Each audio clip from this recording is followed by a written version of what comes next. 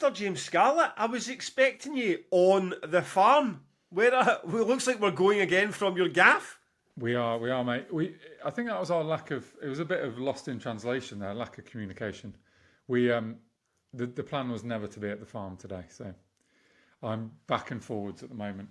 We spent last weekend there, which we'll talk about, and then gonna on Friday. So tomorrow, as this episode comes out, I am permanently on the farm then. You will live there. I mean, this episode will be about the site build and everything that's gone on so far for the build of trees and everything that's going to happen before the gates open to the public. So we will properly get into it. We touched on this last year about this period when you were talking about the stakes in the ground and the fencing, but I think that's kind of where it got left because we didn't have a proper understanding of the listenership and just how much detail they want. So we will give them all the detail, minute by minute, play by play, and how to build a site. That will be this episode. But before that, what's been happening?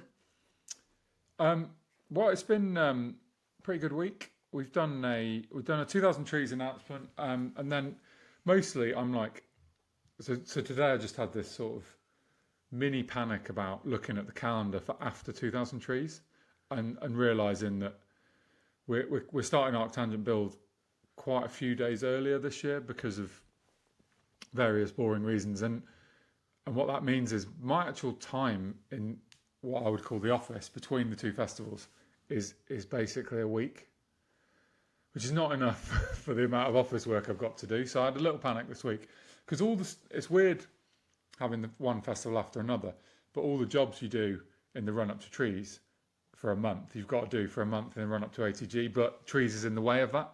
So things like you do the setup plan twice, the breakdown plan twice, the security plan, the radio channel plan, all the different things that go into making sure the festival is going to be smooth, all happen twice, and they are different because they're different festivals, they're just totally different. So I had a bit of a panic about ATG today, but I'm fine. I have parked it for a future version of myself to worry about on, I don't know, something like July the 18th. So that'll be okay. And then we did a trees announcement this week, which is something that we've had in the background for ages and for various reasons haven't managed to get it out there. But we announced the bands that are doing the Silent Disco live sets is the Excerpts, Dream State, Thrill Collins and Tropic Gold. So we've shifted that up a level in terms of the size of band. And I did accidentally leak Dream State on the podcast last week. Yeah, and there's me listening to the both of you talk about it, not even understanding it's a leak. Be like, oh, James has leaked a band. Like, who the fuck? Who, what? Yeah. When I read that on our socials, I was like, I don't think I leaked anyone. And then I suddenly realised it. I text James, the agent, saying, oh, fuck, we leaked that band. He's like, oh, yeah. So we did. So those Silent Disco live sets is called the Excerpts and Dream State is going to be special. I didn't think either of them would say yes, and they were both up for it. Tropic Gold I thought were amazing last year at Trees, so that'll be a good one, and their sound fits the Silent Disco sort of thing. And Thrill Collins, I mean, you should try.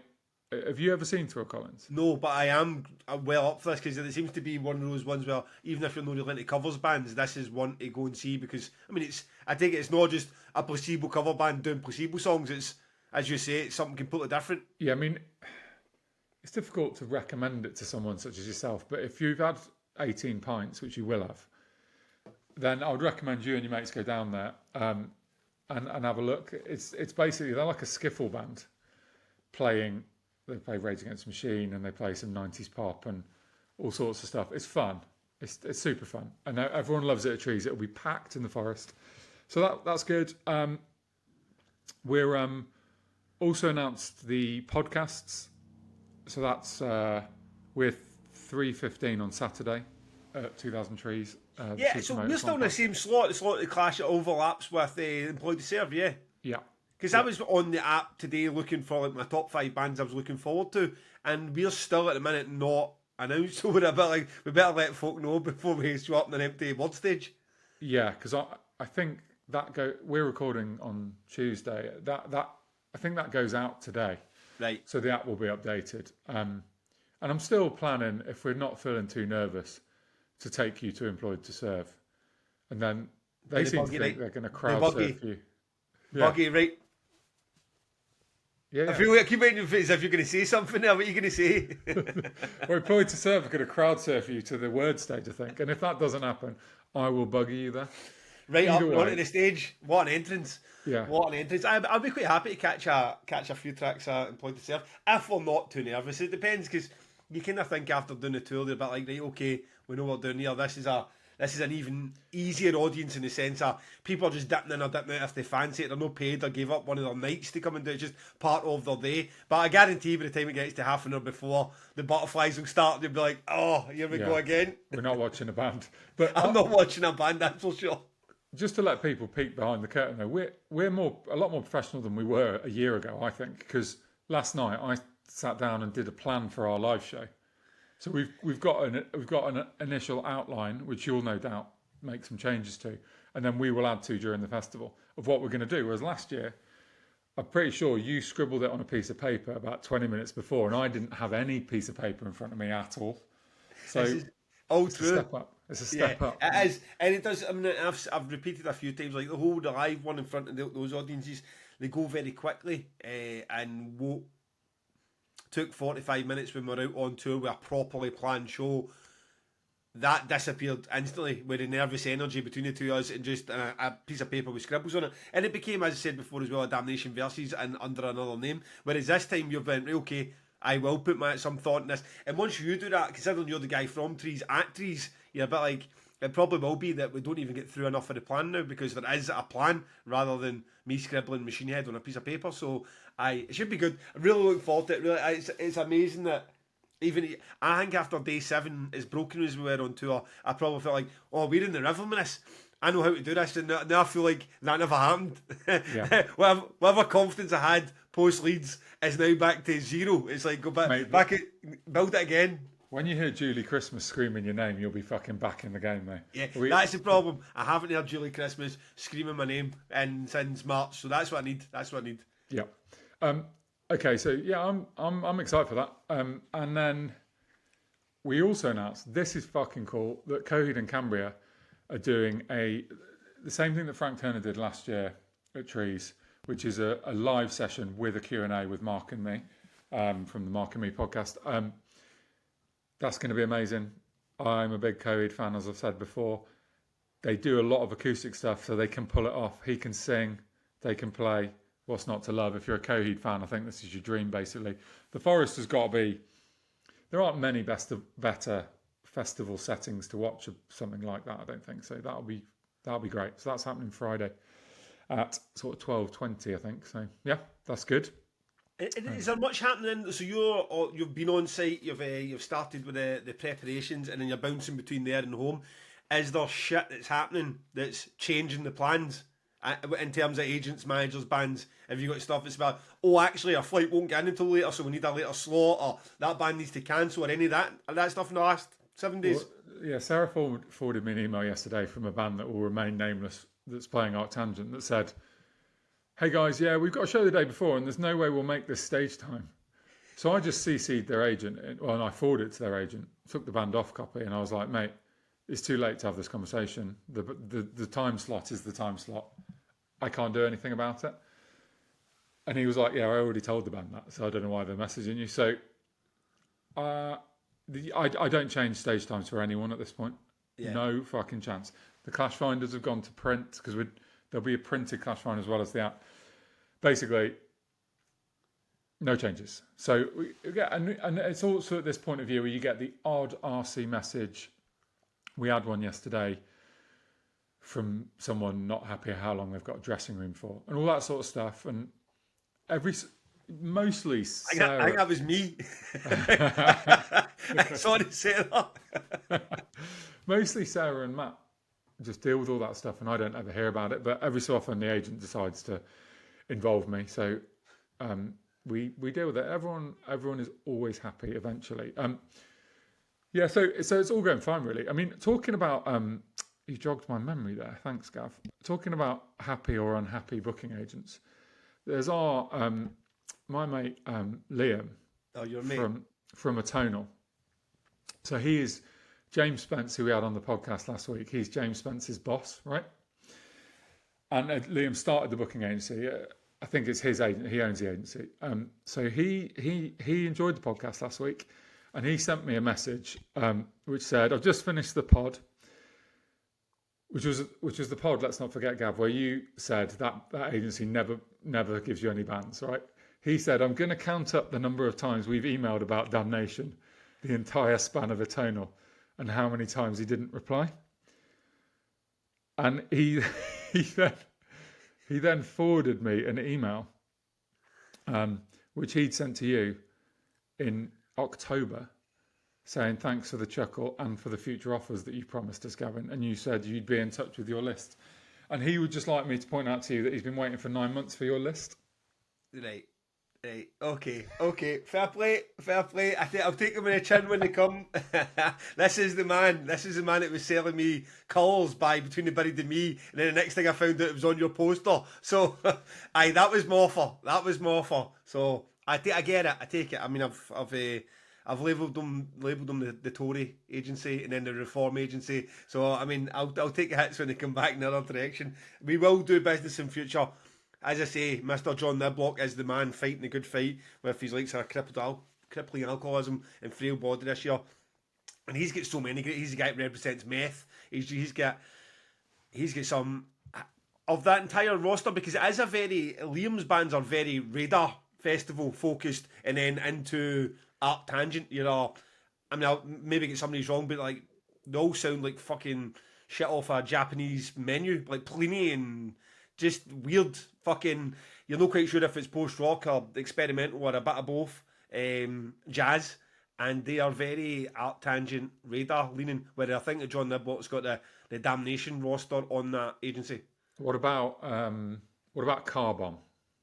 Card Bomb are good. But I feel like Card Bomb, like Holy Fawn, like Callous Cowboys and other bands, they seem to either deliberately or accidentally, or a combination of both of your offers, land on the period that Art Tangent exists, which is why they're repeat bookings for Art Tangent and not for Damnation. If they were in the November touring period, there's no doubt that we would pick up all those bands too. So I look forward to doing much more business with Atonal. And if I haven't replied to emails, I'll take that a chance. Even when James said last week, and we said about promoters, they said, at least I expect a reply. And I knew there was a few times when I was like, that's definitely me. That's absolutely me. Because I am not it's not that I don't want to reply to everyone. I do, but I see if I've got nothing to say. I'm a bit like, I don't like conversations that like, just to let you know I've received this. See that? I've just let you know I've received this email. I know it's meant to be, right, don't think I'm ignoring you, Gav. But actually, not. It winds me up sometimes more than just getting that email, because there's another fucking email in my inbox which I can never get to the bottom of. So, catch 22. Good. That's the kind of non-apology I expect from you, Gav. Lovely. Fucking we smirk there, like, oh, I've got somebody else to tell you off, you prick. Okay.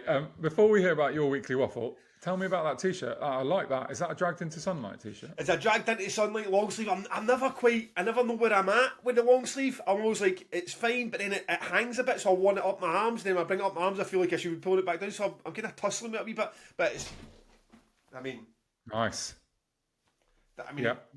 As Dragged Into Sunlight as you're going to get. It was a gift from them at Damnation, so I dug it out. I'm trying more. When I done Damnation Versus, I wanted to be in a different t-shirt every single episode. And that was fine for like 36 episodes, but I feel like somewhere between like 30 and 50 episodes into this, I kind of lost my way on what I'd worn and what I hadn't worn. So I've been making more an effort to go up into the loft and dig out t-shirts. Like I had So Hideous on 2 weeks ago, and then I noticed a couple of people went out and checked So Hideous out. Great band, you should go and check them last week. Fuck knows what I had on last week, but it's been different t-shirts. So I'll make a bigger effort for those watching YouTube. I will make a bigger effort. That is a lovely Grief Ritual t-shirt, but I'm sure just because you're not wearing Boss for one, that's not new though. No, it is. Grief Ritual sent this to me a couple of weeks ago, so very kindly. Oh, you must have two then. I'm sure I've seen you in a Grief Ritual t-shirt before. Yep. Yeah, I think I do have another one.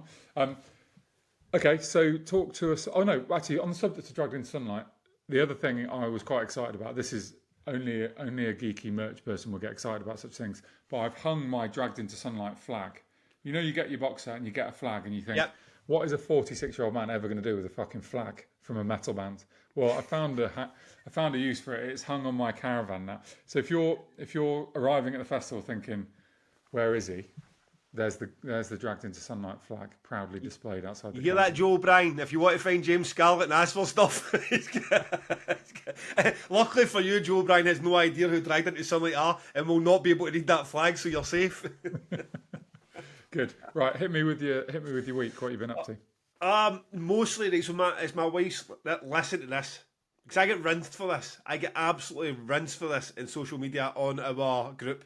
What I was trying to explain to the listeners is the next, basically until the end of Dark Tangent, is going to be bananas for both of us. You for obvious reasons, 2 festivals to build, break down, and host, and me for what I'm just about to explain.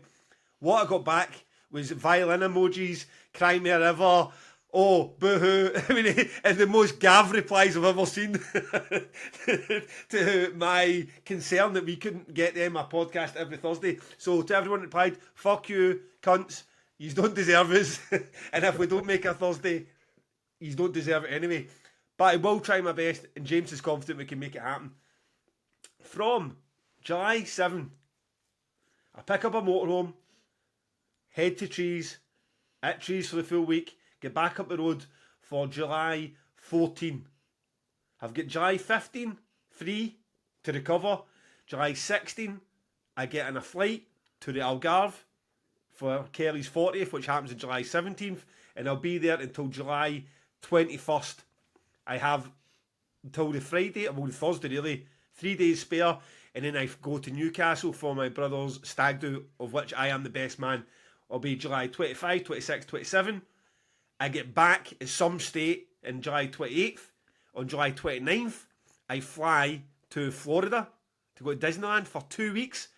I arrive back in Edinburgh at 8 a.m. on August 13th. I need to get from Edinburgh Airport at 8 a.m. to Glasgow Airport at 12:40, where I board a flight to go to Bristol to get to Arc Tangent, which is July 13th, 14th, 15th, 16th, and I'm back up the road on the 17th, August 17th. That's from the 7th of July to the 17th of August. I am pretty much partying, or lying in a sunbed, or on a fucking roller coaster in Disneyland. So I wasn't saying pity me, woe is my life. I am delighted about it. I cannot wait to be sipping cocktails in the Algarve and with my kids in Disneyland. I'm just saying that's a difficult schedule to also manage a weekly podcasting. So if you could help us and give us some ideas or topics rather than just questions, and give us some topics that we can maybe dive into without tons of research or having to organise guests, then James and I will do our best to make sure they come out. And the reply was, fuck you, Gav, here's a violin. I mean, that is a challenge. Fucking hell. Because when you said it, I put all my calendar up and was. So there's at the start of it, there's a couple just after Trees. You've got a couple of Tuesdays which are doable, but then after that, we're going to be in a. I think we're going to end up in a. You do it from holiday or we don't do it situation. Yeah. And listen, I'm signed up to, I mean, I'll go to Florida and I'll stick an iPhone to a window. I mean, I will do that. I don't mind at all. I love the podcast. I love getting out. But, that was my reply back from trying to get, I mean, I'm pretty confident we'll get there. I mean, and also, this isn't a plea for, oh guys, just take the holidays. We know, we understand that people would be supportive of a 2 week break or not. We just enjoy doing it. And while there's stuff happening, especially through this period, there's hundreds of shit happening for you. We want to get them out too. So we will do our level best. But some of them might be a wee bit chaotic. We don't want to lean just in week after week of Q&As too. But of course we could just bank. We could do 5 Q&As back to back tomorrow and have them all lined up for it. But that's not really what we want to do either. So we will keep them fresh. We'll keep on the news topics as they're happening. And we'll try our best. But that's mainly what I have been up to, sorting those holidays, because those holidays have all been sorted. Last week Disneyland was only booked 2 or 3 days ago. Portugal was only booked in the same day. It was just because my wife's 40th and I wanted to go and do something with her. So it's been a mad week organising sort of family, personal stuff, and getting down to are getting to all those, which I'm absolutely fucking buzzing about it. I mean, I'm sitting here like as if I'm sounding like I'm complaining. I am buzzing about it. How many arguments have you had where Kelly's like, why are we organising our fucking entire summer around trees in our tangent? Because you're basically just squeezing yourself, aren't you? I mean, it never, no, the arguments weren't, but it was, my brother's stag do was the first problem. That stag do at points was organised on both a weekend that would have run about trees and Art Tangent, because he's not getting married to the end of August. So that was the problem. Then it was Kelly's 40th, which is the Thursday after trees. So it was a bit like, I couldn't get a 2-week holiday in between finishing trees and my brother's stag do, which I'd organised what it was going to end up being.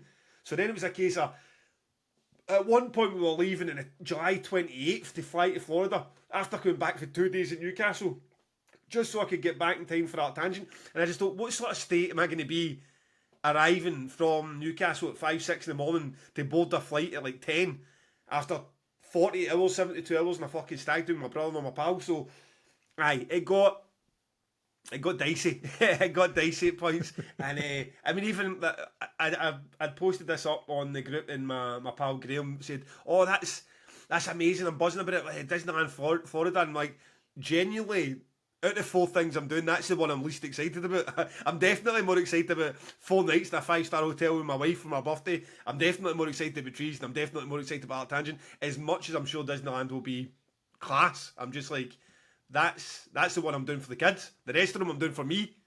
Yeah, mate. I mean, good job you haven't got a proper job, really, isn't it? Otherwise, You'd be fucking fucked. Good so, for you. thank you all the Damnation fans who have bought their tickets early this year. Oh, I mean, I don't think I'd even done it. If there wasn't the support genuinely from the Damnation fans to have sold as many tickets we have, I don't think I'd be like circling it 2 months of the year and saying, right guys, see you on the other side. Yeah, well, good for you, mate. Good for you. Anything else happen this week? Or? No, but I mean, what I want to do is I want to touch on Astroworld. I watched the documentary. I do want to get into that a bit. I think there's an episode in that about our health and safety concerns that we can have a chat about. The Glasgow situation. I mean, a lot of artists coming out now and saying that they lose money by playing Glasgow, or they play for free. It's the age-old exposure payment. Because, well, you're getting huge exposure for Glastonbury. I think there's a conversation to be had in that. And I do want to talk about merch and the pricing of merch, because I've just had another quote for long sleeves that we've had printed for trees and Art Tangent. And it's not cheap. It's just not cheap. And it'd be difficult for us to make, or not to risk losing money if you weren't putting the long sleeves on there for like 40 quid. And people are like, that's bullshit. That doesn't make sense at all. I mean, these garments are nothing like that. You're selling for 40 quid. I'll explain to you all. Because I'll have the exact numbers and the percentages and the costs and the fees and the selling and the handling fees and the shipping. I'll have it all laid out for the next episode, and I'll explain to you why selling t-shirts at festivals, or long sleeve t-shirts at festivals for 40 quid in small quantities still doesn't guarantee you leaving with a great amount of profit. So those are up my sleeve, if you pardon the pun, and I'll get into those next week if you're in a position to talk about Astroworld and the Glastonbury situation next week as well. Yep, good for me. Okay, good stuff. But something I will talk about this week and for the rest of the time, I hope, is our good friend Lou's Brews. I have been on a voyage of discovery this week because I get sent a lot of his news sources along with the order that I put in. His download one is the people pleaser, the biggest people pleasing sauce I've ever had for Lou's. It was like, make something that the most amount of people would enjoy. So no too hot, no that it doesn't have any spice in it at all, no too weird and any sensation. It's just it's somewhere mixed between his original Lou's Brews sauce and his hot buffalo ones. It's like a mix of that. It's just a nice, sweet and spicy sauce that my wife's already half devoured. So if you're in the mood for trying out Lou's Brews finally, don't want to go for anything too mental, I don't go for anything wacky like a slapping pickle or a honey banana, this is the one I would recommend. He also he's released his Whitechapel collab, which is the barbecue bourbon. I saw him pouring litres of Jim Beam into this sauce when he was making it. It does come through. You can taste the sort of bourbon in the sauce. I would go as far as saying it might be his best barbecue sauce he's done yet. And if you do like the hot and spicy blowing it up for yourself, he's got his Dobie Club. It's too bloody hot. One restocked also. So plenty on the go there. Be giving him a bit of jip about not having stuff available. It's safe to say, or fair to say, that he does have a lot of his sauces now back up and running.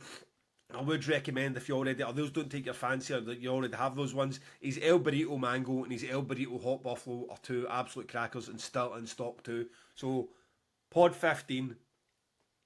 We were asking 15% off all your orders. Sorry, mate. We were asking last week if he was doing a new Two Promoters One Pod sauce, or even if there was festival ones coming. And Kev, who runs our merch, got in touch with me and said, just so you know, there is a Trees and ATG hot sauce. So, I mean, Lou presumably still listens to the podcast, does he?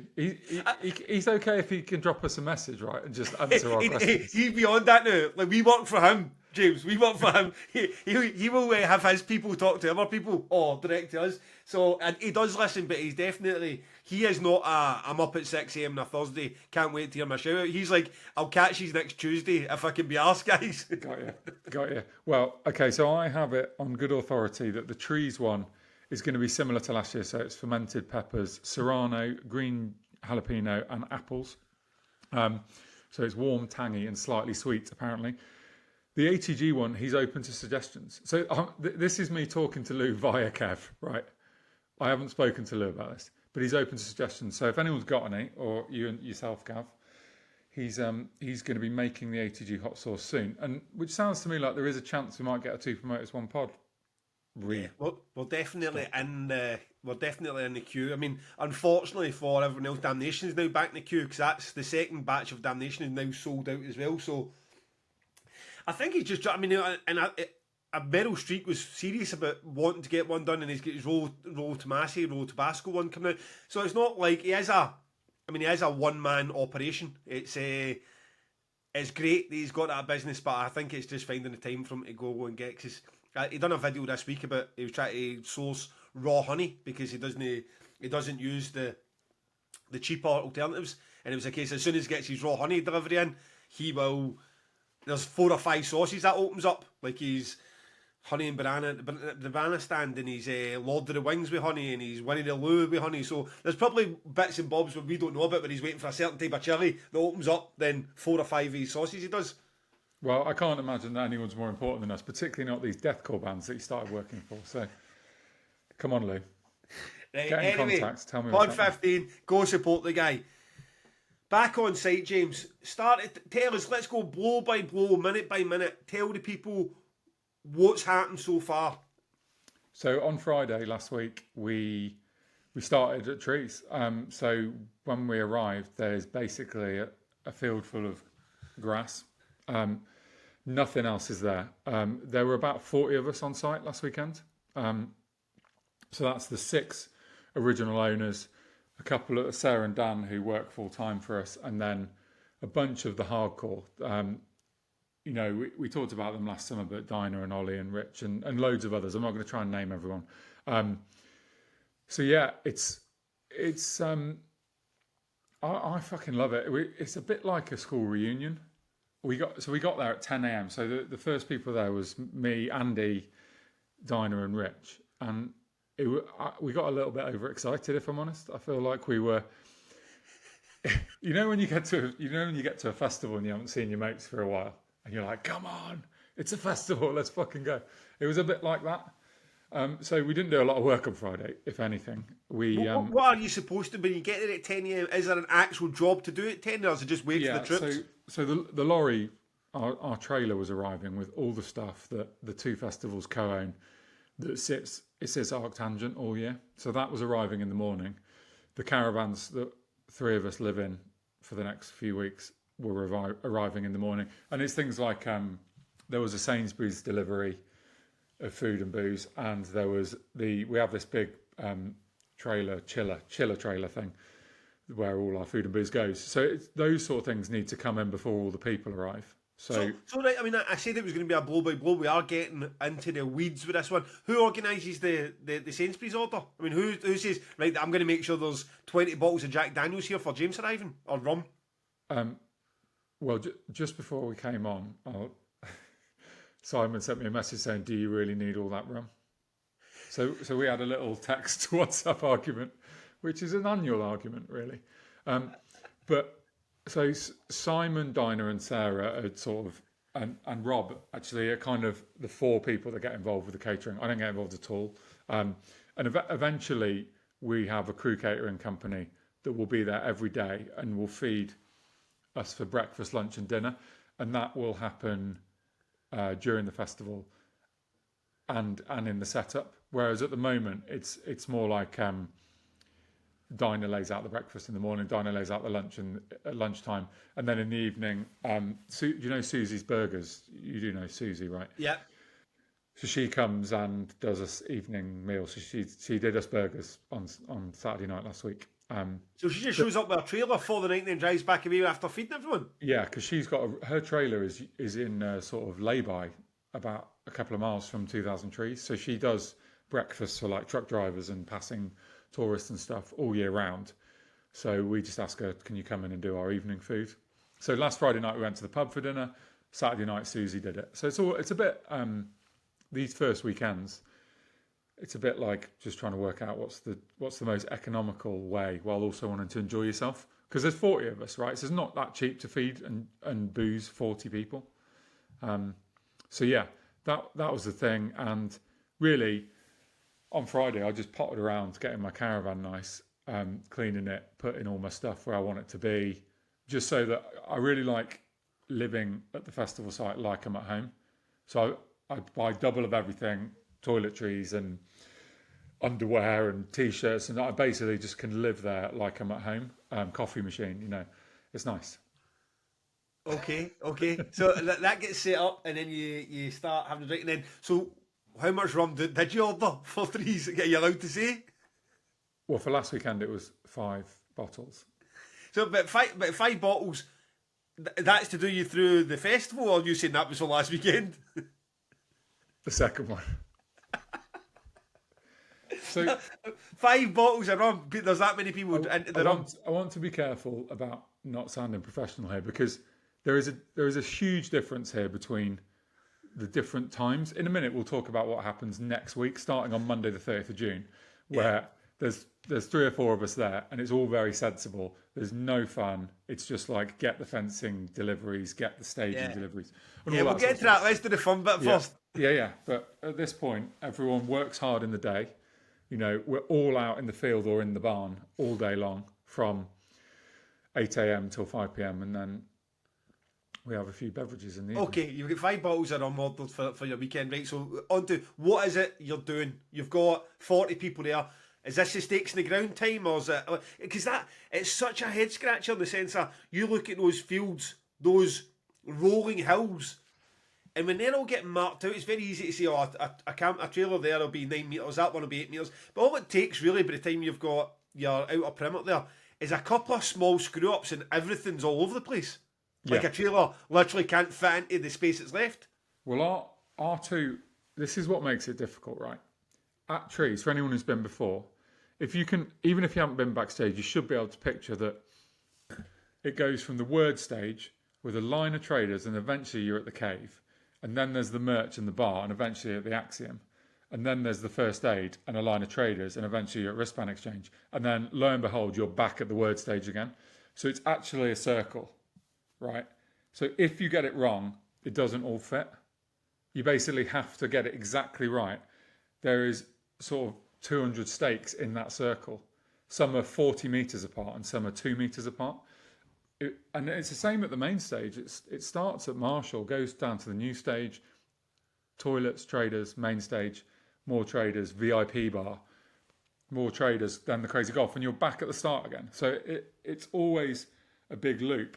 But unlike Arctangent, where you're in a field with a bit of give, and also a field that is more or less square with hedges that you can work off. At Trees, particularly near the cave and the wristbands and word, you are in a vast field where you can't see the other side of the field. So when you're trying to measure, you got like a trundle wheel to measure the distances, and you can't even see the hedge that you're trying to get to. So So me, what's the starting point? Who decides and this is the main stage or this is going to be the entrance? What's the starting point we say this is where every other dimension needs to be perfect from? so Rob does the maps. He gives the maps to me and Andy, and then we've got lots of measurements on it. So we pick the starting point. So at the main stage, we did the main stage first, because if you don't get that in the right place, everything's going to be fucked. Get the main stage in the right place, and then the two lines of traders come off the main stage, and then you eventually start hitting bars and other stages. In the other area, we started at the Axiom, because that's again the biggest stage.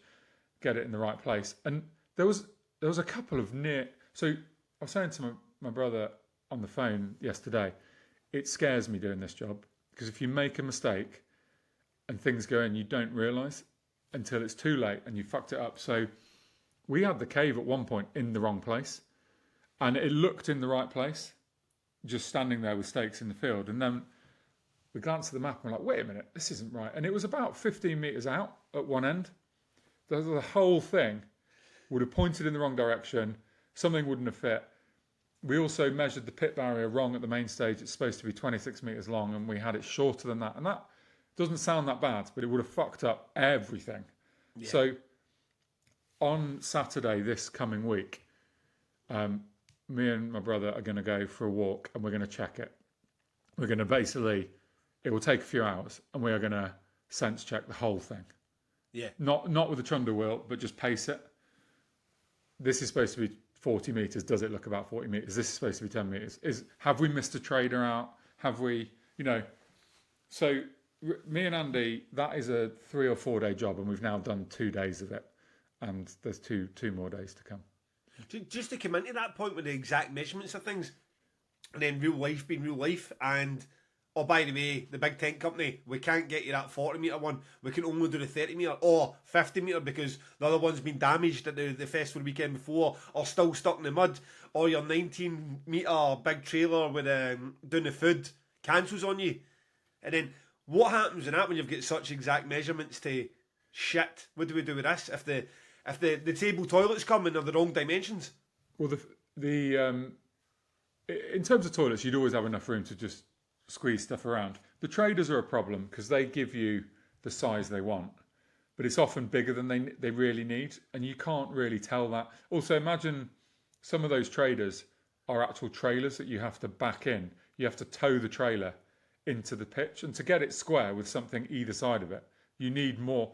When you parallel park, if your car's 3 metres long, you need more than 3 metres to get in the space. So there will always be a gap with traders, and that doesn't aesthetically look that great at a festival, but you just have to suck it up. In terms of the stages, we've been working with those guys for so long that they always bring what they say they're going to bring. But there's some obvious things that events do wrong that we now know not to do. Like the stages, the cave is 20 metres by 40 metres, but that's just the tent walls. The guy ropes come out another 3 or 4 metres. And then, and this is the thing that can really fuck you, there's some king guys, which are massive things that hold the king, the king pole in the centre of the tent. So they come miles out of the tent. So you've got to be careful that that's not going through a trader or through a toilet or over a fence line, so it's a trip hazard. So that's all on the site plan. So Rob's thought that all through. And I think we're now at the point where Rob knows what he's doing. He does a great job. If me and Andy get the stakes in the right place, it will all be fine. I just can't help having the nagging sense that we might have fucked something up at some point. Is Rob happy for you guys to be putting out into place his plan? Is Rob not like, I'll just do that bit myself? Well, it's difficult, right? Because we've all got multiple different hats on. So Rob is overseeing a lot of other bits of stuff, and when so in 2 weeks' time, when there's no stakes to put out, I'll be overseeing the team putting up the fencing. But Rob will be overseeing a bunch of other stuff. And it's just like, who's best used on any given weekend? And me and Andy have been doing this I think we've probably been doing it since the festival started. So it's just one of those things that there's a lot of jobs that, why do you organise security? I don't know. It's just because I ended up doing it. Brendan did security in year 1, so he's still doing it now. Why is Simon booking the food? Don't know. He did it once and now he's still doing it. So it's a bit like that. Why do we do the staking? But actually, Andy's away at Glastonbury this coming weekend, so Rob is going to replace Andy. So I can guarantee you the first couple of hours of Saturday will be me and Rob trying to work out who's in charge. Yes, can I come? Because, you know, brothers and all that. Okay. The family politics thing. So tell us about the roles then. Who's been there so far in terms of the 6 owners, and what have you done so far? Has it only been sort of you and Andy putting in stakes? No, for the first couple of days? like I said, there was 40 people there. All the original owners are there. So the first job we did was unpack the lorry. So on that lorry, as we talked about before, there's kitchen equipment, there's artist liaison stuff, there's high-vis vests, there's tools, fridges, there's a massive amount of stuff. So basically, the lorry has to get unpacked. And the first question anyone always asks is, there's this sort of passive-aggressive thing between ATG and trees, because it's mostly a different set of helpers, and it's also some different organisers. So they say the question goes up: has anything been ATG'd? Is what they call it, which means covered in mud and like broken and just generally fucked up. Because come ATG, I mean, if you can imagine, you see me Saturday night at ATG, then you go home, and then I've got 4 days in a field with lots of tired people packing a lorry, and by the end you are literally just hoying stuff into the abyss of the lorry to never be seen again until trees. So I got a message from Brendan saying the fact that Shifty had to rewrap the pin and rope doesn't reflect that well on ATG. So we have this pin and rope. We took it out of the lorry, and Shifty had to redo it. But I think it was Shifty that fucking packed it up at Arctangent. So karma is a bitch. He packed it up badly. He's now rewrapping it. But there's essentially lots of stuff has to be redone, because you're not tired in June 2025, but you were very tired in August 2024. So once the lorry's unpacked, it's like inventory time. So Dan is in charge of all the tools and all the site decoration stuff. So he'll have a team checking, are the tools working? Do the batteries still work? We need tools to put up fencing and to build site decoration and to do the scaffolding. So lots of power tools, basically. That all needs checking. Dinah is getting all the kitchen stuff out and the office stuff, along with Sarah, who's looking at the artist liaison equipment. And like leftover rider, is it still in date? Has any of it broken? What do the fridges look like? Do they still work? Do we need to wash the high-vis vest?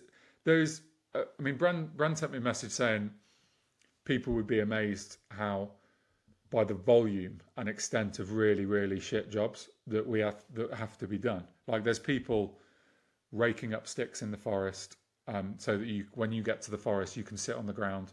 There's people cutting stinging nettles down in the forest and then piling them up so you're not getting stung. There's people cleaning signs that are covered in Arctangent mud, and there's people rewrapping pin and rope and all sorts. It's just like it's a series of menial, boring jobs that if we do them now, we don't have to think about them in a week and a half's time. Is basically it. And obviously, everyone needs to be fed and watered. They need to sign health and safety forms. And we had a bunch of new people this year, and they need to feel welcome and like,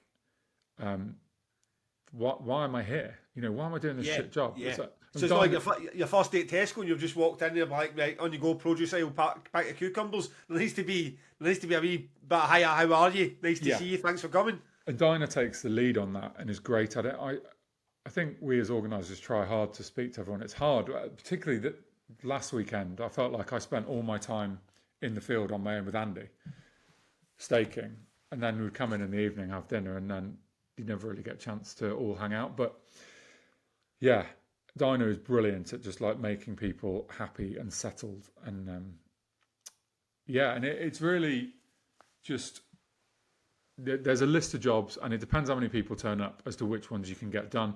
But there was a whole army of people with rakes in the forest, just making it look nice. The forest looks like what you would expect when we get there now. It's been overgrown for a year. So, but when you get there, it'll look really nice. So yeah, it's full on. Brendan is Brendan has to stake the car park, which is a hugely time-consuming job. So every camper van has its own spot, which is designated by 4 stakes. Every car has a line. There's a line. You know, obviously, we've all been in festival car parks. If you don't have something to aim at to keep the line straight, it's fucking carnage. So that is a very non-glamorous job for him to do. And then there's like a bunch of people like Rob, Mark, Si, Ollie, Rich, Harry, the sort of the practical guys that as far as I know, I don't know what the fuck they did this weekend. They all wander around looking busy. I was going to say, Mark said 0 pod time yet. I mean, is Mark, every organiser except Mark seems to have been name checked. Well, Mark's got a week-old baby, so fair play to him for actually being there. So he's walking around with 2 power tools at any given time. They're all driving around in their big, expensive 4x4s, looking busy. I can only assume, Gav, that they were busy. I don't know. I mean, some of them, they just look like they're having fun to me. Whenever I saw Shifty and I asked him what he was up to, he said bits and bobs. Right. Sure. Okay. The other thing I wanted to mention was that, do you remember last year we had quite a stressful get out of the site and it was really wet? Yeah. And Andy pointed out to me, it's mad how all of the evidence of that is still there. So where we had to drag the main stage trailer out of the mud, that's just now it's still ruts, albeit ruts that have got grass in them. So one of the jobs, which is a right crap job really, is to get the digger and go and get loads of topsoil and then give people a spade each. The digger drops the soil and you're trying to fill the ruts so people don't break their ankles during the festival. So there's a bunch of that going on. How's the forecast to be from now until trees? Is it all looking merry? It's only 3 weeks away, so is it all looking merry? The farm? Yep. Yeah. And the forecast. The forecast itself. The forecast, yeah. Well, I mean, so there's been no rain at all, really, to speak of for the last couple of months. So the farm looks extremely dry. So if we did get any rain, it would soak away quite well, I think. The forecast, I try not to get too involved in weather forecasts at this point. The long range, medium range, long range forecast looks really good, really settled. You never know, do you? But I think we're looking good. So yeah, feeling stoked. One thing I thought you might like to hear about is that Mark Weil, who is quite a regular commenter on the 2 Promoters 1 Pod Facebook group, do you know what he brought to the festival site with him? The picture hanging kit. Is that on has that been on social media? The bastard. So he brought me some picture hooks. For, you know why? Because of these. Because maybe we should club together and get James some picture hanging kits, or pay for somebody to come and put them up. There was people who had your back said, you know what, maybe James is just hanging them at other parts of his house and brings them across just for the podcast. So what is the story behind these two pictures that keep appearing behind you? Well, I do love this part of the podcast where your very most private space is invaded by people's eyes. It's because we had the building work done and we're still in the process of buying furniture to fill the space, and my wife insists that pictures don't go up until the furniture's bought, and who the fuck am I to argue? So the pictures are not up. Eventually there'll be a picture behind me, or I might even get my office back and I've got an actual, I won't be sat on a couch. Who knows? That would be great. I mean, you've never, and then since this podcast started, you've never actually had a safe space, have you? You've never had your own space for the podcast. You've just been wherever the builders aren't. Yeah. It's pretty annoying, but it's all good. It's all good. So Sarah, what does Sarah? She's the artist liaison. Her role's to make sure that all the artists are arriving and looked after until they leave site. What's she doing at this point? Dealing with all the headaches that someone would be dealing with, like exactly the flights, the kind of bus park there. Are we going to have this dressing room for a certain amount of time? Is she on site still doing that, or is she getting her hands on with everyone else? Yeah, it was her birthday on Saturday, and so Fucking hell. she was working on a Saturday, and it was also her birthday, which I felt pretty bad about. So yes, Sarah was there on Saturday, just running a team of people to get all the artist liaison stuff out. There was this thing. This makes me sound like a right prima donna, but I always borrow one of the artist liaison fridges, and for the caravan area. You've been in my fridge, Gav, in the caravan area. And they sent me, I don't know if it was a joke or not, but I got back to my caravan and there was a fridge and it's like this big. So in a very marked manner, I sent the fridge back. And then they sent me another one, and when I opened it, it was full of mould. So I haven't actually spoken to Sarah and Dinah yet about whether or not that was done intentionally. I feel like it might have been. So I'm talking to them through the podcast now. So I currently still don't have any cold beer. But Sarah, no, not to. I mean, I know that the idea, probably in your whole family and background, the family tree, of cleaning it yourself would be like, no, aren't there people from other nationalities that come in and do that in your house? No, James, you can clean your own fucking fridge, mate. Get a bit of disinfectant and a cloth and clean the mould off yourself and still try to send fridges back, you fucking walloper. That's wild, absolutely wild. Yeah. I think Gav might have lost it. Explain to the listeners though, why is that so fucking outrageous that you couldn't clean the mould yourself? Tell me. I'll tell you why it's outrageous. Because I had my own list of jobs to do, and it wasn't cleaning fridges. Had it been cleaning fridges, I would have cleaned the fridge. Oh, you had to polish off the second of the 5 bottles of rum, did you? For fuck's sake. Okay. So, you were saying, tell me. I don't know what I was saying. So, I mean, basically, so you never, at this point, so we do last weekend and then we do next weekend. And then the real shit starts, which I'll talk about in a minute. You don't really know if you're ahead or behind. It feels like we had a good productive weekend. We need to have another good productive weekend this weekend of getting all the jobs done that would be annoying if they're still hanging around when July hits. We just want all of this sort of fridges clean, high-vis vest clean, pin and rope. Batteries and tools. Yeah. Bits and bobs you need. Yeah, because you can buy new tools before the fencing arrives in the scaffold. So on Saturday, Saturday this week, loads of scaffolding will go up, which is what they hang the lights on through the campsite.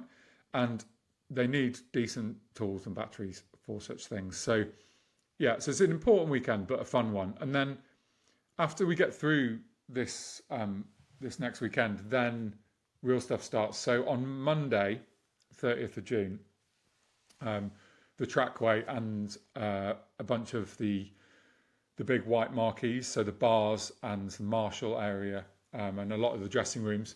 So those marquees will arrive on Monday. Trackway arrives Monday. We have nearly doubled the amount of trackway we have at 2,000 Trees this year after the fun and games we had in setup last year. And in terms of dressing room, how many dressing rooms do you order? Do you know off the top of your head? No, it's about, so there's a central dressing room area which has got about 8 to 10 dressing rooms, and then there is a couple at each of the bigger stages. So yeah, it's never enough. I mean, every band wants a dressing room. Every band wants a dressing room, sole use for the entire day. Obviously, and that gets worse and more demanding as you go up the lineup. But it's interesting because how many bands? 150 bands or something. I mean, you maybe got about 25 dressing rooms. Yeah. I mean, not even that many, and yeah, so it is hard, and we can now appreciate that a little bit from being on tour, that you do want your own private space when you've done a big drive and you're a bit tired. Yeah, and it doesn't even matter if it's a cellar, if it's a beer cellar at the bottom of a night and day cafe in Manchester, just a bit where you can go put my bag down and just sit my arse down for 10 minutes to think about it in that headspace. Right, let's go up and start performing. So it must be. I mean, what do you do in the smaller stages? Well, obviously there's no scope for bands going and playing the World Stage or the Forest to have a dressing room. Is there a sort of shared space backstage where people can just be? Yeah, so if you remember before we went on the Word Stage last year, you were in a white tent. Yes. So yeah, we'll put up a sort of 6 by 3 meter marquee and there'll be some tables and stuff in there and some power and some lighting. So yeah, it's pretty basic on those smaller stages. But yeah, festivals are expensive, so you got to watch the pennies at some point. So spend the money on Absolutely, because on the what headliners. you said before when you were talking about Highland, it's like if they're wanting 7 dressing room for warriors and stuff, it's like a grand per cubicle that you're hiring in. One of those ones that you see is like a grand for the weekend hire. That starts putting some serious costs on. Yeah, so we have a mix. Our dressing rooms, some are porta cabins, which are more expensive, and some are marquees, which are cheaper. And they've both got advantages and disadvantages. Because the unloading, so the porta cabins come in on Friday, next Friday, and the unloading of them is a pain. They block. They have to put. It comes on a big vehicle with a crane. It has to put its feet down, so it cannot move. So once they've started unloading it, they block whatever road they're on. So they're a bit of a pain to get in, porta cabins. So also next week, so Trackway Monday, Tuesday the stage marquees come in, which is always a big moment. That's when it starts to look like a festival. So Cave, Axiom and New Stage will start going up on Tuesday. The main stage starts going up on Tuesday, and all the fencing will be delivered. So no fencing will be put up, but fencing gets delivered, and also the Wi-Fi team will be on site. So they start laying miles and miles of cable and getting us Wi-Fi ready. And they promised they're going to... How long does it take to put up either the tents or the main stage? Well, so those stage marquees, the 3 will be finished within 2 to 3 days. It often depends how many crew they bring. So the main stage, sometimes they crawl over them like ants. There is literally like 25 of them, and you're like, fuck me, it's going so quick. And some days you're like, where's everyone gone? And they've obviously gone to another job to maybe tear down a stage at some other festival, and they'll leave them with 3 people behind, and it's very slow. So there's a cut-off day where they know they have to hand us the main stage. Yeah, I mean, what is it? What's the deadline? You guys, we need all our stages in place for what day? The sound company and the deck. I'm seeing if I've got the decking on it. Basically, at the weekend. No, sorry, on Thursday, the staging for the tents. So Darryl will bring. When I say staging for tents, I mean the stage the bands stand on. Yeah. Yeah. So in the Cave or the Axiom, the decking that starts going in Thursday. So we really need to have the marquees up, so that can go in. When you say Thursday, when? Thursday the week before. Sorry, Thursday the week before. Festival starts on Wednesday, doesn't it? So yeah, 6 days before. That's when those marquees are done, and because you've got to have it in order. The marquee goes up, then the staging goes in, then you can load in PA. And if you get that order wrong, it doesn't work, does it? And obviously there's various bits of like titivating of the marquees to make them look nice. We put up PA wing banners, and the pit barrier has to go in, and there's often a banner hangs behind the drum kit, and all that sort of stuff has got to go in order, right? So this is why you want on Thursday the marquees are done. The main stages we're a bit more chilled by, because I don't think the sound company will come in until the Saturday before the festival starts. So yeah, so that's that. Wednesday the waste team arrives, so fully 7 days before the festival even begins, the waste team are on site. So they're bringing in all their bins, the bins that you and I would use if we were out in the festival, the sort of wheelie bins. They're bringing in all their skips, and they've got a big crew and loads of tents and stuff. So that'll happen on Wednesday next week. Shout out Stinky Pete. No, so that's waste. That's non-toilet waste. Oh, okay. So, but good shout. So Stinky Pete has already delivered. I was gutted to see that it wasn't him. It was one of his guys that did the delivery. They've already delivered us 8 toilets, because obviously we're there with 40 people, so we needed toilets this weekend. He doesn't really have a get-in day now. Every time he feels like bringing us toilets, he'll just bring us toilets. He knows where they're going. So Pete will just come and go, and his team will come and go, and eventually all the toilets will be there. So the waste is, when I say waste, I mean litter pickers that are doing everything other than toilet waste. And then it gets to Thursday. So Thursday next week is a day where a lot more of us stay on site permanently from them. I'll be back and forwards to Bristol, and then Thursday we stay there, 6 days to go till the festival. Some sound and light equipment will start to be loaded in. The glamping tents will arrive. Your mate, what's his name? Joe. Joe arrive in a glamping tent. Joe, we'll be pleased to know that next Thursday your tent will start being put up. I'll make sure they leave you a nice one. And on I like Thursday next week. It's a nice evening because there's just a few of us there, and we can have a little bit of a pub meal and a bit of a chat. And it's like the calm before the storm next Thursday. 6 days to go. I mean, you actually throw me because I keep thinking there's more time than what there is. But you're right, it's next Thursday. Thursday that's you getting into that weekend and it's the fucking festival. I mean, no, you've still got another week between that, but no, we're on it's the 24th at the minute. So next Thursday's the Thursday before. It starts 2 weeks tomorrow, mate. 2 weeks tomorrow. I'm saying to you earlier, 3 weeks. 3 weeks. You're like, mate, it's no 3 weeks. I'm not correcting you, but I wish it was fucking 3 weeks. Yeah, 2 weeks tomorrow. So it's weird that next Thursday still feels relaxed, because I know that the moment Saturday hits, my fucking adrenaline goes through the roof, and I'm really on it from Saturday and putting up fencing and just making sure everyone's getting through the jobs and making sure all the volunteers are busy all the time and all the crew are busy, because there's a lot to do in those days. So really, I always characterise it as there's 3 parts of setup. You've got the bit we're in now, which is just do the weekends, and it's getting yourself ready. And then it's the pre-week, which is next week, and that's when big stuff comes. And then the week after, from the Saturday, the final 5 days before the festival is basically throw loads of bodies at everything. Put up fencing, put up banners, just make the dressing rooms nice. I mean, it's everything happens in those 5 days. It's bonkers.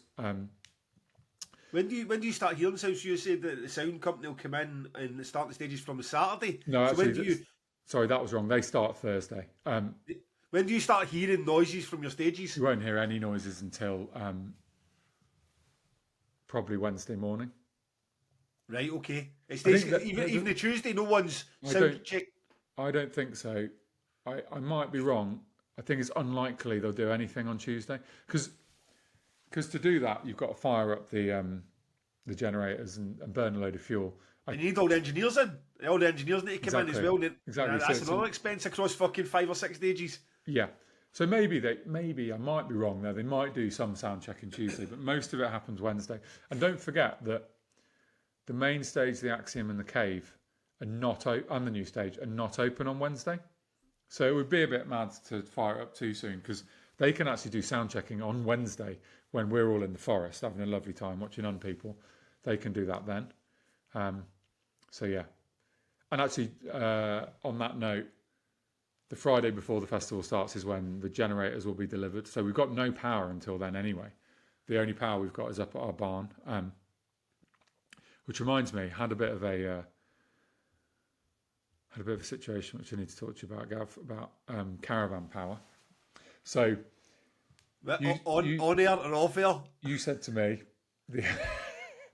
the only thing you've asked me for is a bit of power for your camper van, right? Yeah. Now, it is the most political conversation imaginable, because everyone wants power, right? So me and Andy are laying out the power cables, and he's saying to me, right, let's count up who needs power. And we got to 12, and he's like, Gav, why have you got Gav on this list?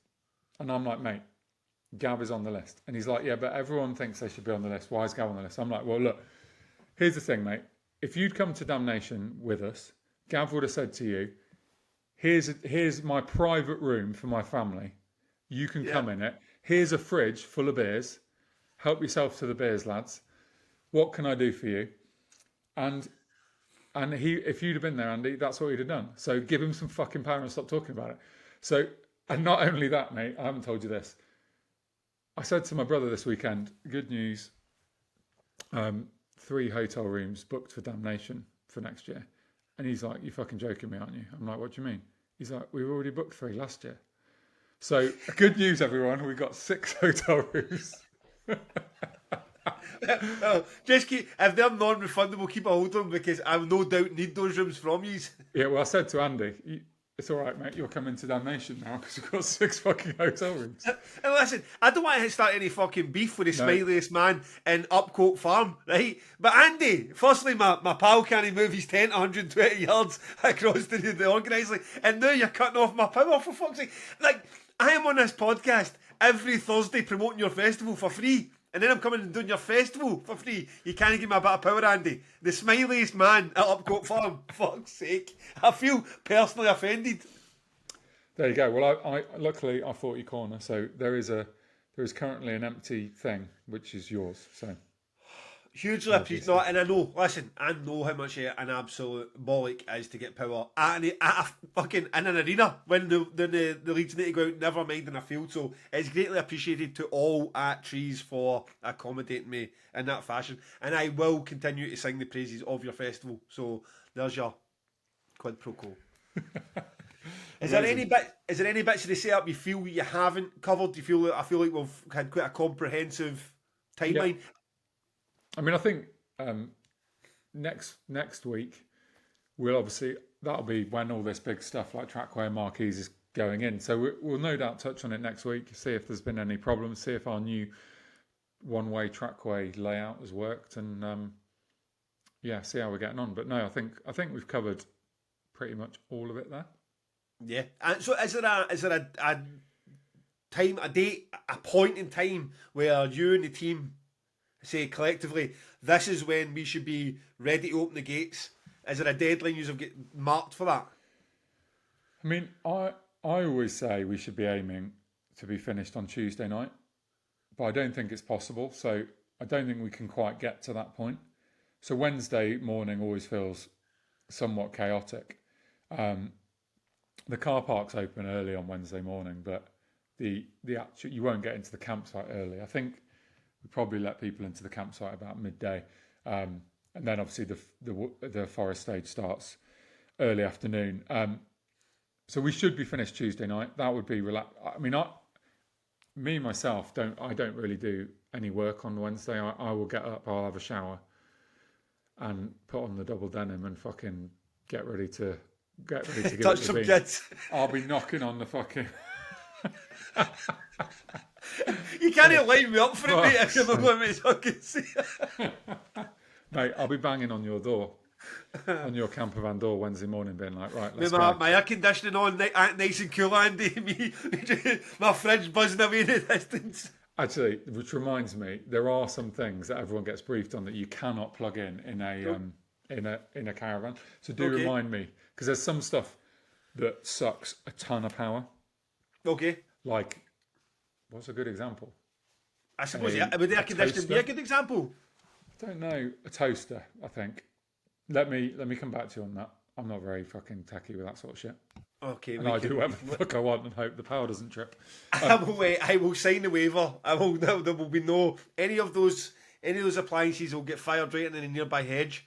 And you have my word, Andy. I will not zap your power, mate. I will not remove that wee winning smile from your face. So it's all good. It's all good. I feel like Andy's got a fucking personal thing. Does he hate the podcast? Does he the one guy who goes, I fucking hate your podcast? He goes to me, he won't thank me for telling you. He goes to me this weekend. You saying on the podcast last week that you, Rich and Neil are going to be setting everything up from June the 30th, but I'm going to be there as well. I was like, mate, I said to him, this is the bane of my fucking life. You mention one person and then the other person says you didn't mention me.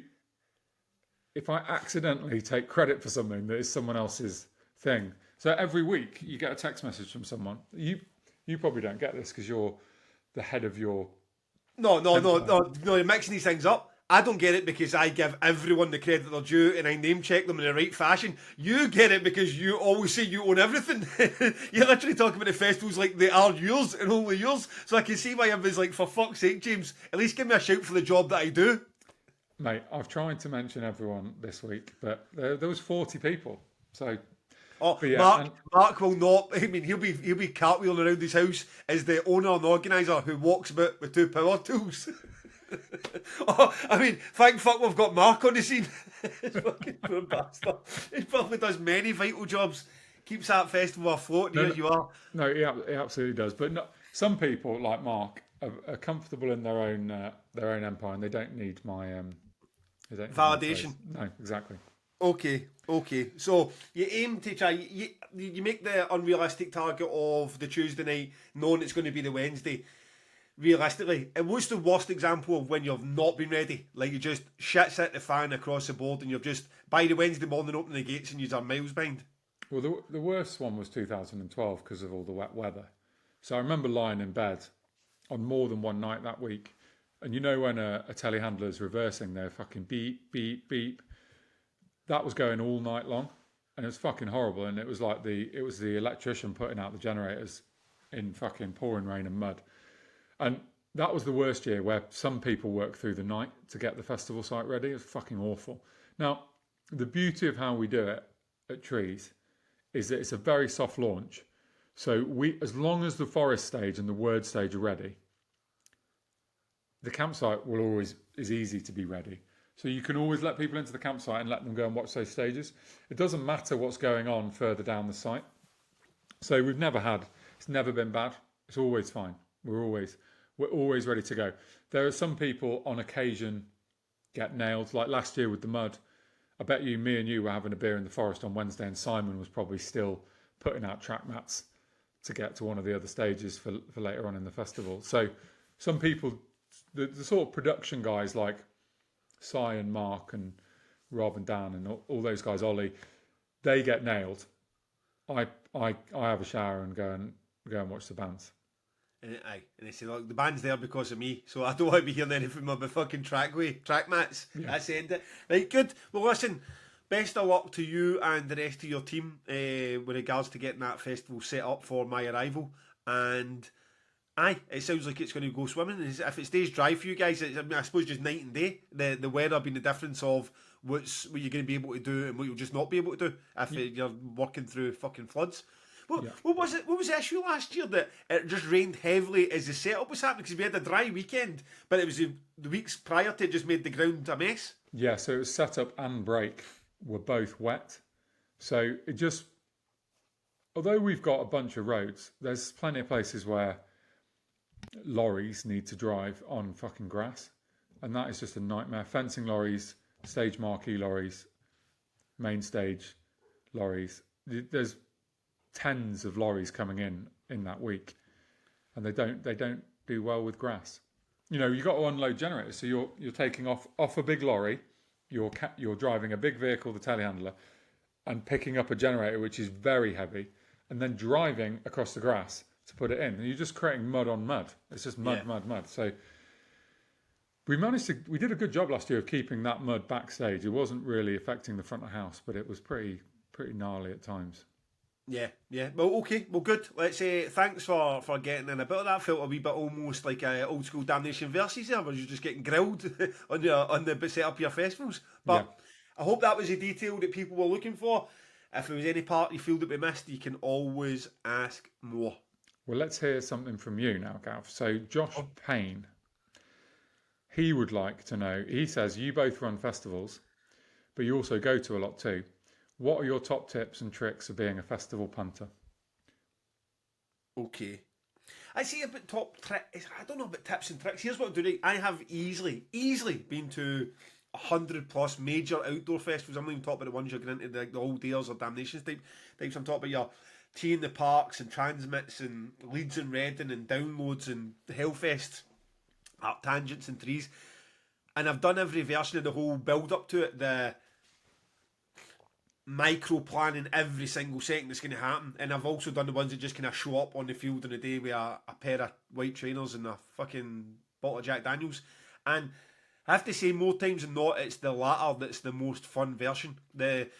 I think as music fans we forget it was only like 40 years ago that people were showing up to Monsters of Rock in Glastonbury with a pack of fags and a bottle of booze and really pretty poorly put together festivals where there's no real facilities or everything like that we have today, and having the best time ever. I mean, they talk about it now 40 years later like it was the greatest weekends of their entire lives.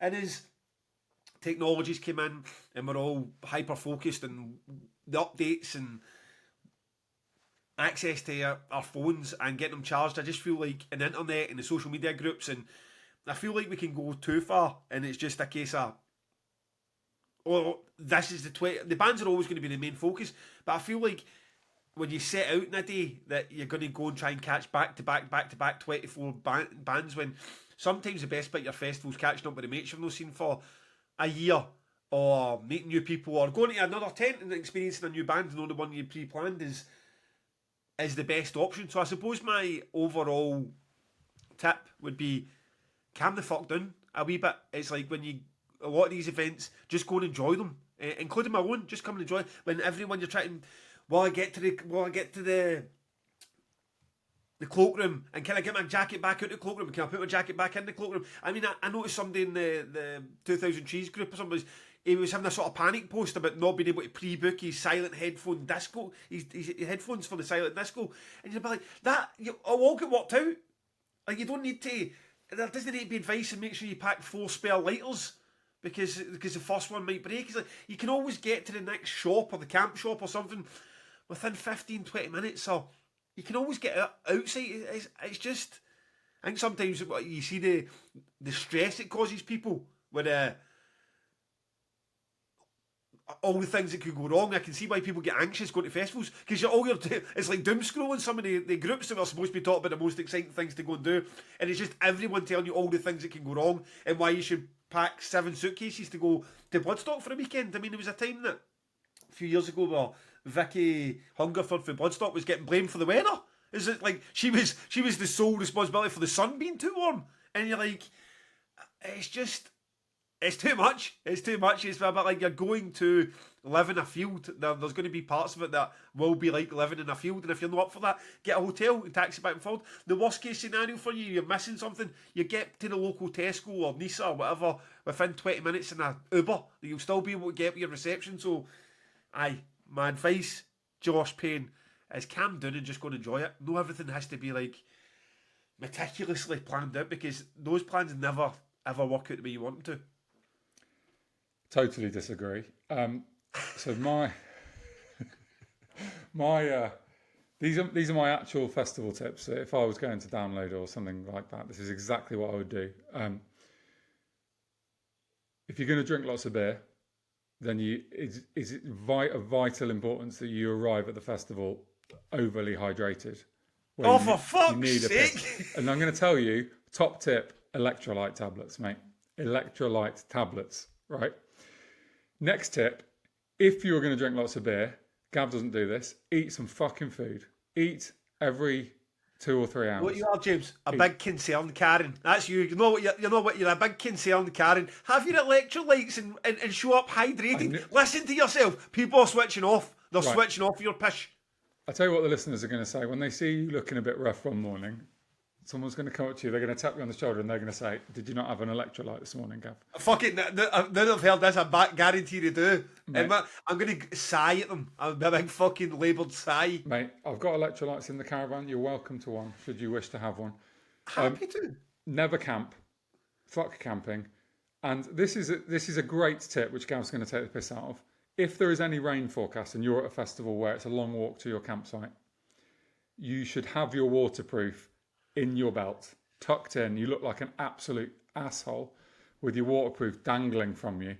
But I will happily walk around with a pair of waterproof trousers and a coat in my belt so that I can put them on if I need to. And that is a brilliant tip, Gav. And finally, I completely disagree with you. You should plan your Clash Finder like your life depends on it, and don't let anyone derail you by chatting shit. So my thing at Trees is don't chat shit, watch bands. You can chat shit at someone else's festival, you can chat shit at the pub, we can chat shit on here with you. I want to watch bands. So I'm going to plan my Clash Finder like my life depends on it, and I'm going to watch bands. The saddest thing about... is that story time over, Grandpa James? The story time over? Right. Any other public safety announcements to make for the people that are going to a field to get pissed and enjoy themselves? I mean, you know what? The sea of virgins that listen to this fucking podcast, they're going to take your side anyway, right? So, if like, oh, James, you're so right. That's where I took my waterproofs. Stick on a pair of fucking white trainers and a pair of designer jeans and traipse through the fucking mud like a legend, alright? Listen to yourself. Oh, I mean, remember the boy that threw the Scotch egg at Daphne and Celeste? He'd be ashamed of you right now. Ashamed of you. Mate, he fucking wouldn't. We used to I told you this, we used to take, what do you call it? What's the super cold, like dry ice stuff? We used to have a crate of, you know how they transport cold food? We used to get that from like some science lab. We had frozen sausages every morning, mate. See, it feels like we've always been pricks. I have been since you took the legs away from me with the house. Like I've been to your gaff. It's like there's been between that and the fucking my daughter doing an innocent hobby, right?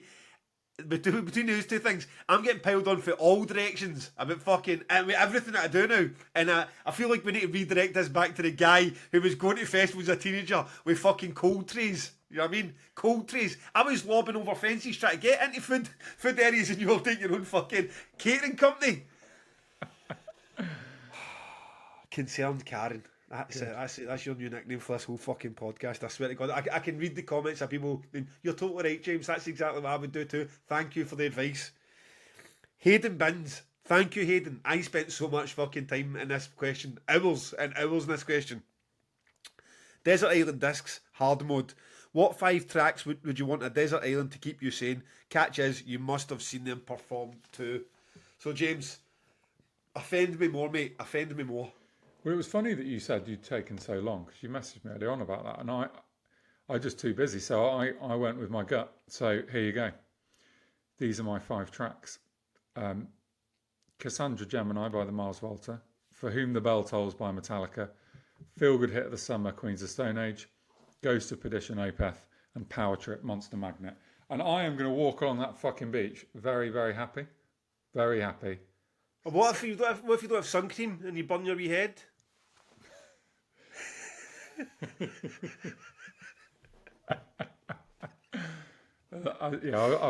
As long as I've had an electrolyte before I leave, I'll be very happy. It'll be absolutely fine.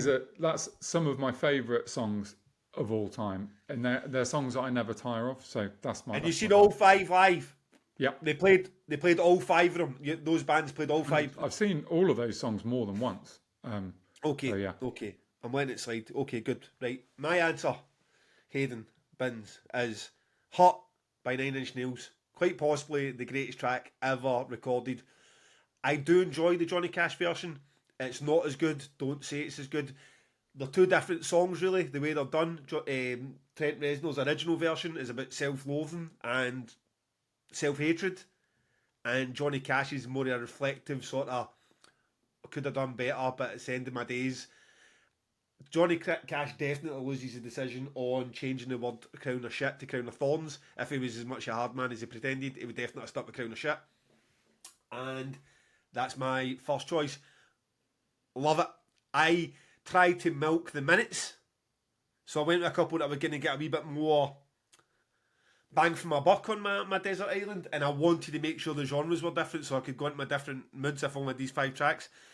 I then went with My Backwards Walk with Frightened Rabbit from the Midnight Organ Fight. I saw this album played in full at Paisley Abbey, which is a beautiful functioning church, and they had a full orchestra with them doing it, only months before Scott tragically took his own life. So it means a lot to me, this album. It did anyway, between me and my wife, my family. I think the guy was one of the best lyric writers ever. I found a lot of this when I spent so much time on this question as well. How much the lyrics matter to me, like how much the lyrics in Hurt matter to me, and the difference in how they were sung between the two, Johnny Cash and Trent Reznor, and then Scott Hutchison, the way he would write a song. Because nothing about Frightened Rabbit's music is particularly groundbreaking. It's just spectacular. It's poetry done well, and I absolutely love My Backwards Walk. Third tune is Cygnus by Cult of Luna and Julie Christmas. Quite possibly the best post-metal tune ever recorded. Listened to it again today, and it was just, it's never lost any of that shine. It'll be, 10 years old next year. Still as fucking spectacular as it was the first time I heard it. By the time it gets to the end, it literally is the best you can get in post-metal when you've got Johannes and Julie going bonkers and the power of Cult of Luna behind it. Passenger by Deftones featuring Menard.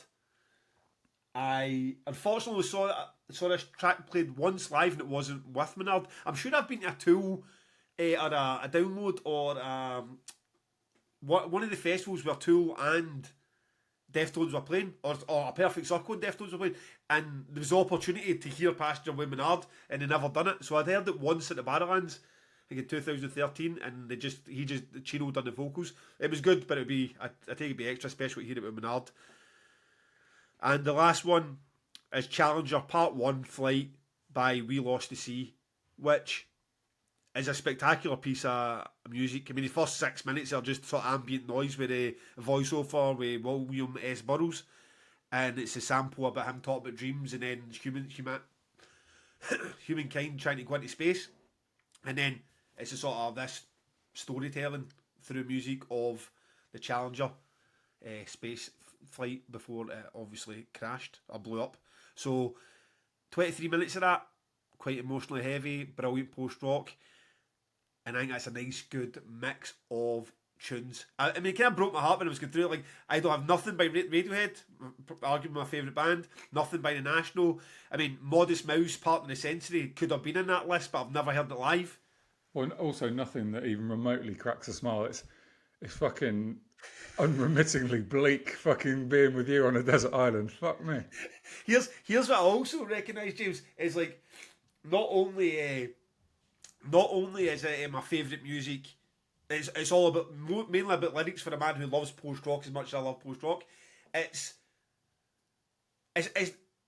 not really about choruses or big sing along bits or whatever. For my absolute favourite music is almost track by track as bleak as it gets. And I don't know why, maybe it's just to counteract this very bubbly personality, positive personality I've got, because I don't feel like that in life, but I definitely.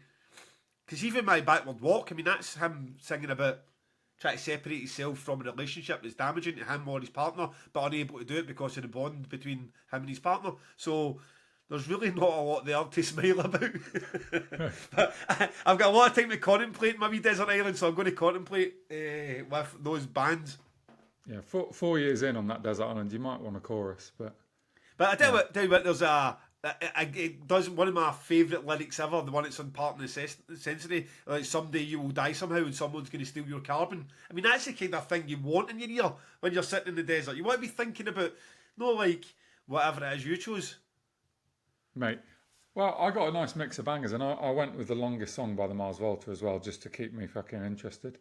Just keep you going. So by one of my my ambitions in life is to know that song Cassandra Gemini by the Mars Volta. You know how, like, in most songs, like a 3-minute song, you know what's going to happen next, but because it's 30 minutes long, you never actually know what's going to happen next, or when the thing's going to kick in. Or so basically, my geeky Mars Volta ambition is to know that song, and I think that could happen on a desert island, to really know it.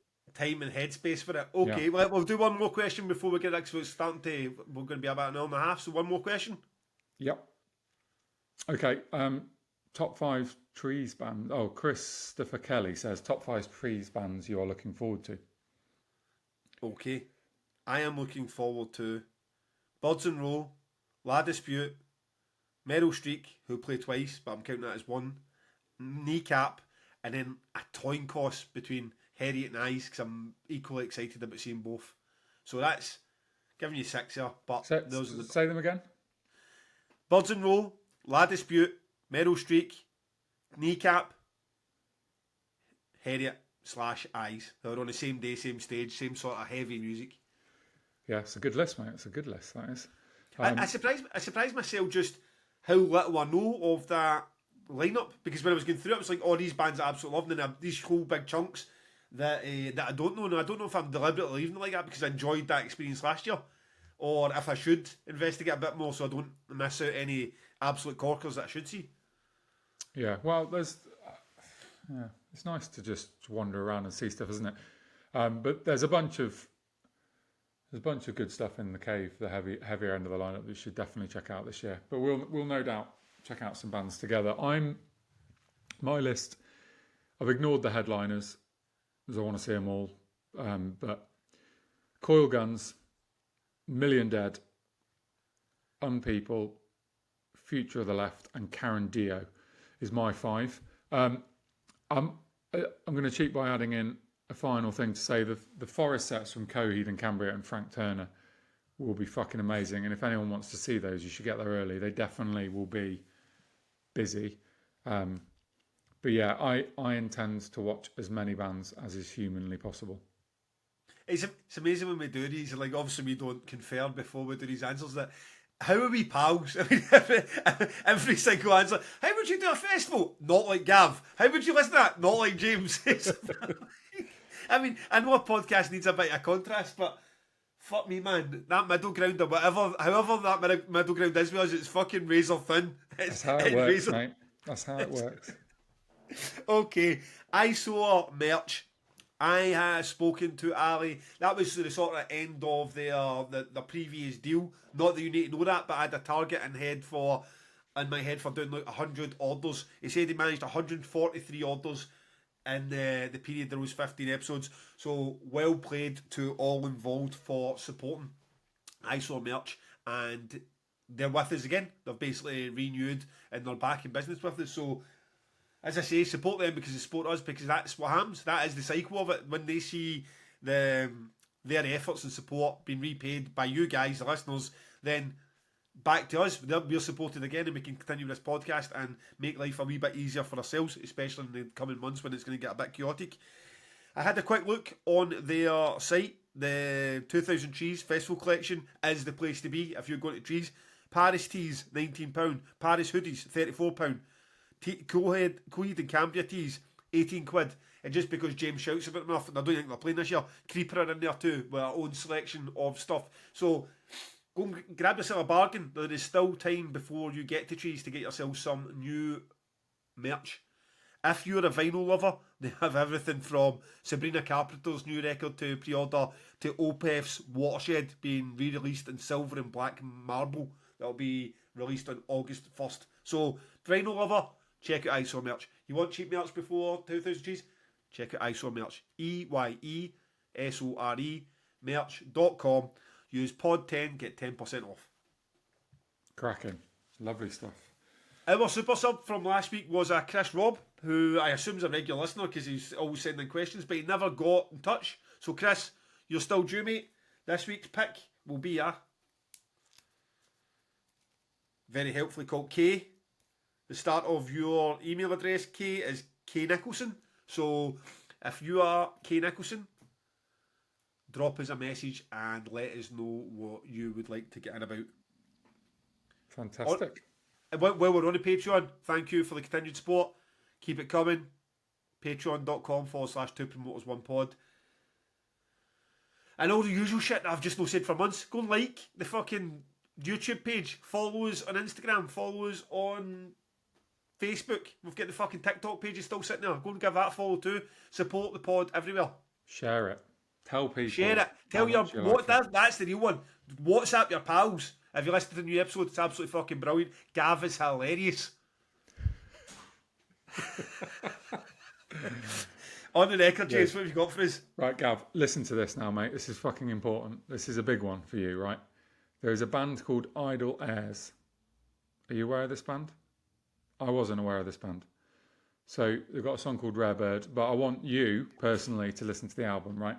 You've gone and bigged up Dimscure. You got everyone listening to them.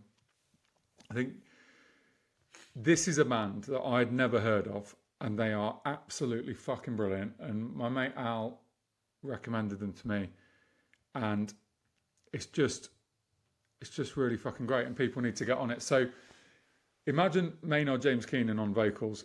But he started a post-metal band, and he doesn't want to just do post-metal. He's decided to sort of fuck around with it a bit, and he's going to have some grunge influences in there, and almost at times a tiny bit of like new metal and also post-hardcore.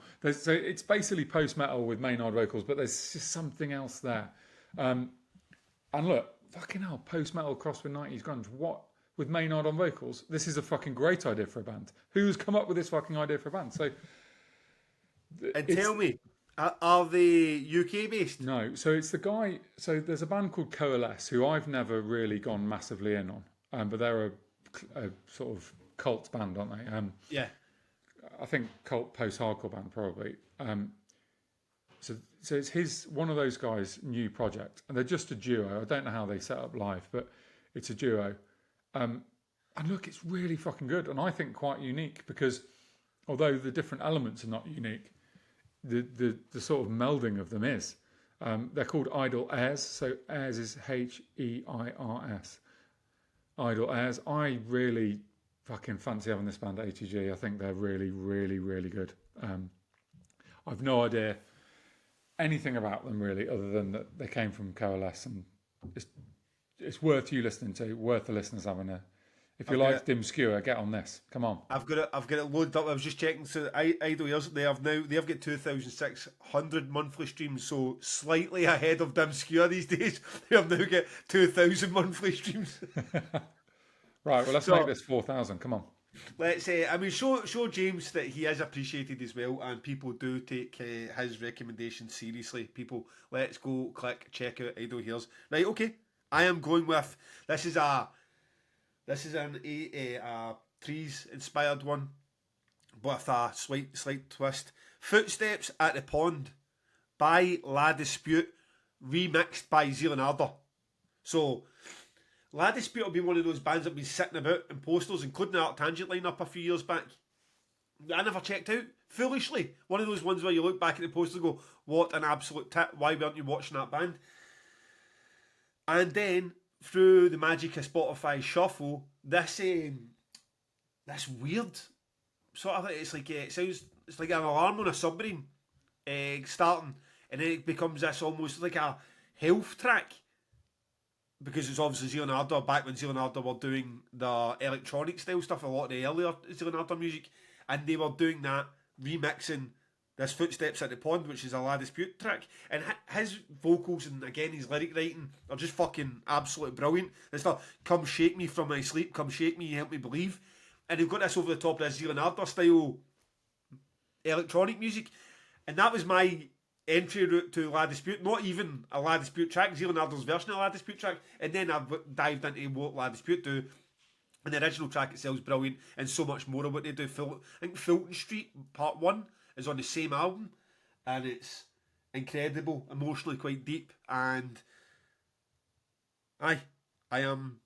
Did you know what? At times when I thought about it, he's like the male equivalent of Julie Christmas at points with La Dispute. See, when you get that whole inner turmoil, you feel like he's having an argument with himself, and the lyrics they're not explained to you, but they're great, and you're a bit like open to your own interpretation. I feel like Julie Christmas, a bit like I need to spit to see the shine and stuff like that. Like, just leave something there it's easy to latch onto, but doesn't quite describe what it's about, and it's up to your interpretation. I think a lot of La Dispute's lyrics are like that, and I love that. I absolutely love stories that are not explained to me. So, and I'm allowed to work out my own interpretation of them. So, that is my tune, and I hope they play their version of it over the course of trees, be it on the forest or when they're in one of the tents. So, great pick, and I will definitely go and check. In fact, as soon as I come off this call, I'm going to press play on your tune, and I hope it can be your Dim Skewer. Great, lovely. Well, let's hear. I want to hear at the start of next week's episode what you think of it. Okay, mate, it'll be booked for damnation. James, that was a pleasure, mate. I had a right good laugh there, although we weren't supposed to be laughing. And tell Andy it's all love for this side of the fence, okay? I hope we can rekindle our friendship. We don't need to fall out over a power cord. So brilliant. Speak to you next week as it's all heating up. Yep, see you then.